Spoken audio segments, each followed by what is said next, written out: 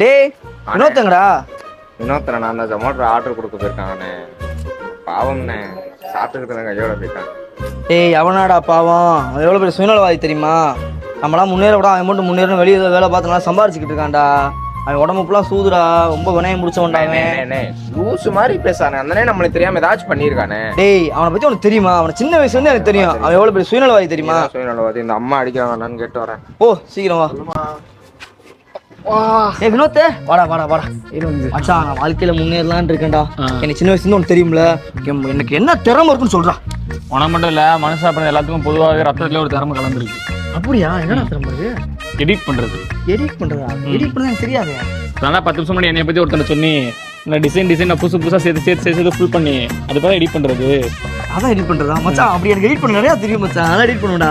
இவ்வளவு கேவலமா சொன்னப்பறம் திறமை நினைச்சிட்டு இருக்கு பத்தியா?